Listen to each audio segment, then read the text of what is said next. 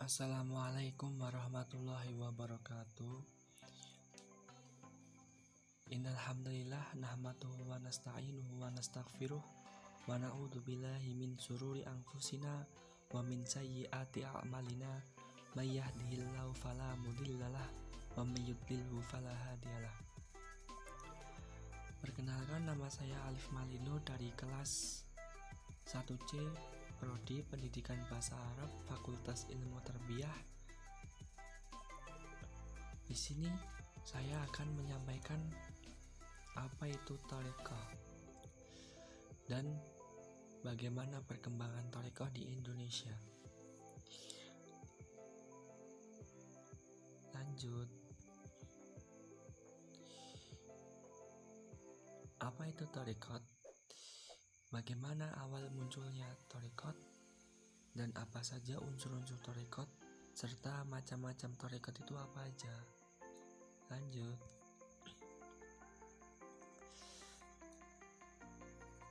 Thariqah. Dalam tinjauan etimologi bahwa thariqah yang berasal dari bahasa Arab yaitu at-tarq, jamaknya at-turuq, merupakan isim musyitarok yang secara etimologi berarti jalan, tempat lalu atau metode. Sedangkan menurut terminologi adalah melakukan pengamalan yang berdasarkan syariat yang disertai dengan ketekunan dalam beribadah sehingga sampai pada kedekatan diri dengan Allah. Yang kedua, bagaimana munculnya thariqah? Nah, pada mulanya thariqah dulu dilalui oleh seorang secara individual. Namun seiring dengan perjalanannya, thariqah diajarkan baik secara individual maupun secara kolektif. Pengajaran thariqah pada orang lain ini sudah dimulai sejak Al-Hallaj 858 sampai 922 Masehi dan dilakukan pula oleh sufi-sufi besar lainnya.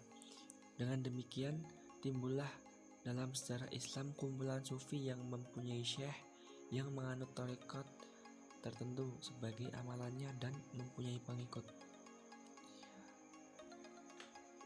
Nah, di sini kita menginjak apa itu unsur-unsur thariqah. Nah, lanjut. Yang pertama ada mursyid. Apa itu mursyid? Mursyid adalah dianggap telah mencapai tahap mukasyafah, telah terbuka tabir antara dirinya dengan Tuhan.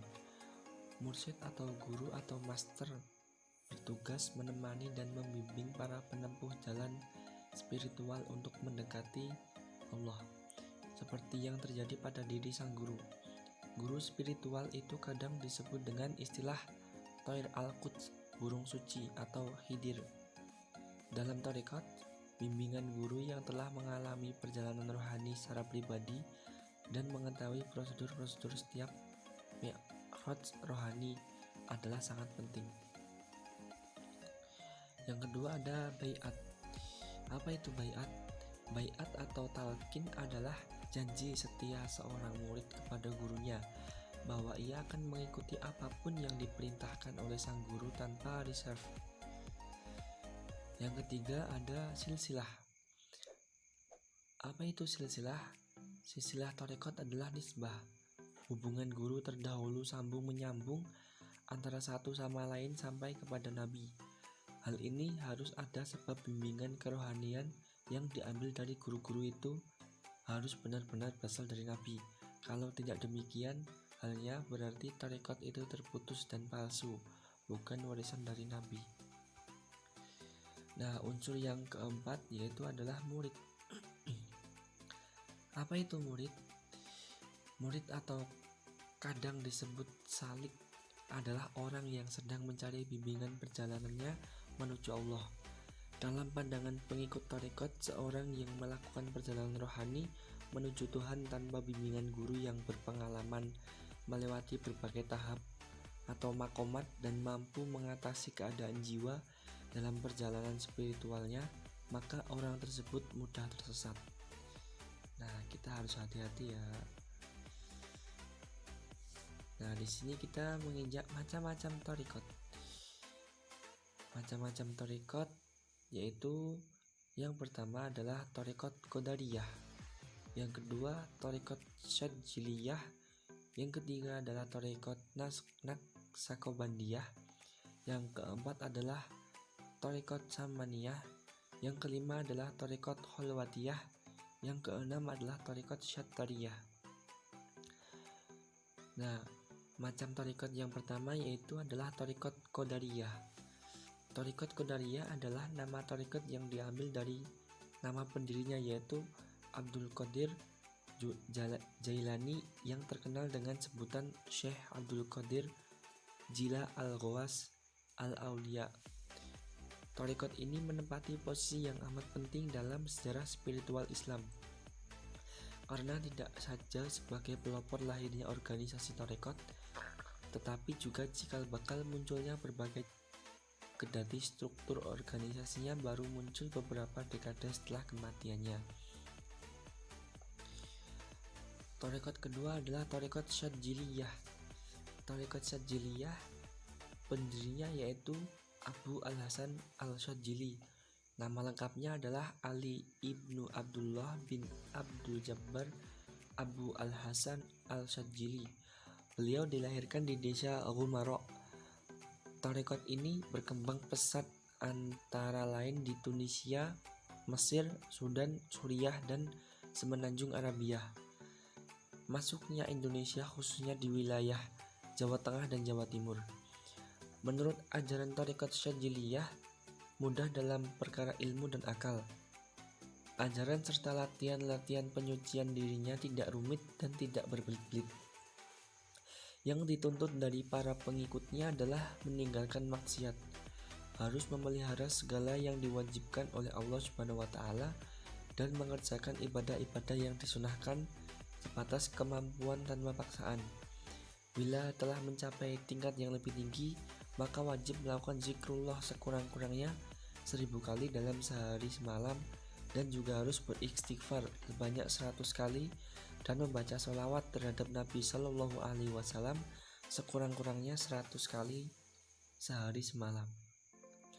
Yang ketiga adalah Thariqat Naqsabandiyah. Thariqat Naqsabandiyah, pendiri thariqat ini adalah Muhammad bin Muhammad Bah ad-Din al-Uwaisi al-Bukhari, lahir di Qasrul Arifah. Ia mendapat gelar Syah yang menunjukkan posisinya yang penting sebagai pemimpin spiritual. Ia belajar ilmu thariqat pada Amir Sayyid Gulal al-Bukhari.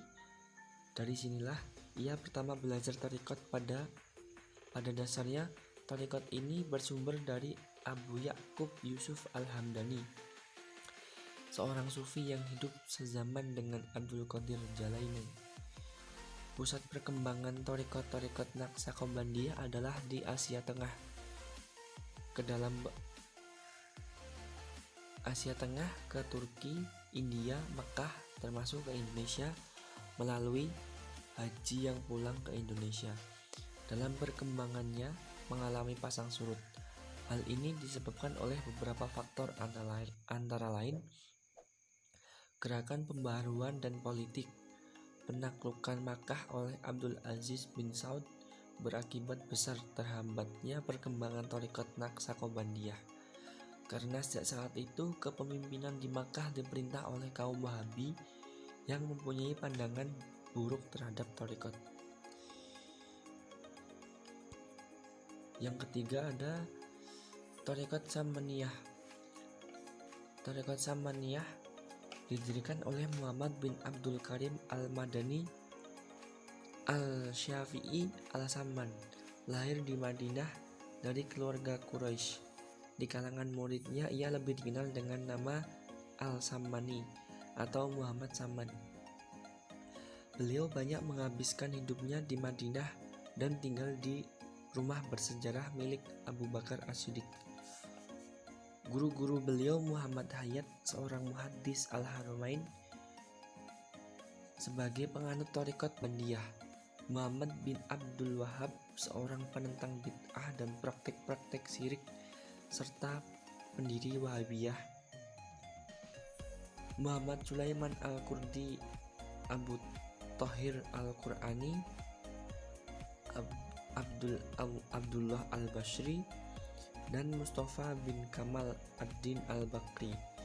Mustafa bin Kamal ad-Din Al-Bakri adalah guru bidang tasawuf dan tauhid yang merupakan syekh tarekat Khalwatiyah yang menetap di Madinah. Saman membuka cabang tarekat Al-Muhammadiyah. Saman belajar tarekat Khalwatiyah, Naqsabandiyah, Qadiriyah, Syadziliyah. Saman akhirnya meracik tarekat tersebut, termasuk memadukan teknik-teknik zikir, bacaan-bacaan, dan ajaran mistis lainnya, itu Samaniyah.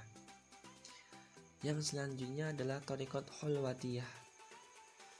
Tarekat Khalwatiyah, nama tersebut diambil dari nama seorang sufi ulama dan pejuang Makassar, yaitu Muhammad Yusuf bin Abdullah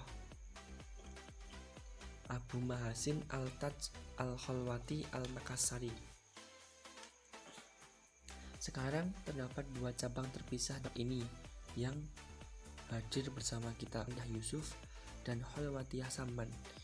Tarekat ini hanya menyebar di kalangan orang Makassar. Khalifah yang diangkat terdiri dari orang Makassar, sehingga secara etnis tarekat ini dikaitkan dengan suku tersebut. Beliau yang pertama kali menyebarkan tarekat ini ke Indonesia. Guru beliau Syekh Abu Al-Barakah Ayyub Al-Qahwati Al-Quraisy bergelar Taj Al-Khalwati, sehingga namanya menjadi Syekh Yusuf Taj Al-Khalwati. Al-Makassari dibaiat menjadi penganut tarekat Khalwatiyah di Damaskus.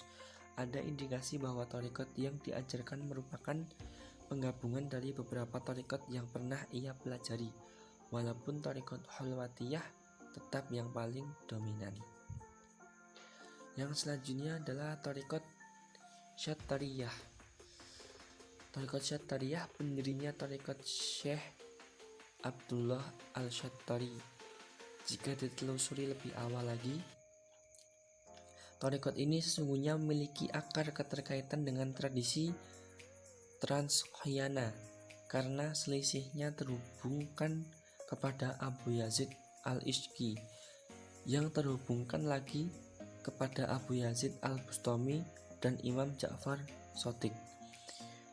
Tidak mengherankan kemudian jika tarekat ini dikenal dengan nama tarekat Ishqiyah di Iran atau tarekat Bistamiyah di Turki Utsmani. Sekitar abad ke-5 cukup populer di wilayah Asia Tengah, sebelum akhirnya memudar dan pengaruhnya digantikan dengan tarekat Naqsabandiyah. Tarekat Syattariyah menonjolkan aspek zikir dalam ajarannya. Para penganut atau pengikut tarekat ini mencapai tujuan-tujuan mistik melalui kehidupan asketisme atau zuhud.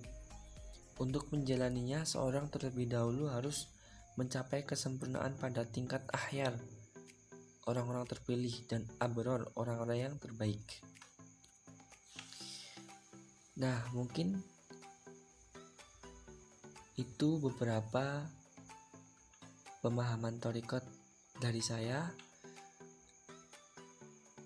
Mungkin cukup sekian dari saya. Semoga bermanfaat buat teman-teman semua, buat pendengar juga. Selebihnya saya mohon maaf. Astaghfirullahaladzim katsiran. Idza wajadtum khata'an fahuwa minni, wa idza wajadtum sahihan fahuwa minallah. Wassalamualaikum warahmatullahi wabarakatuh.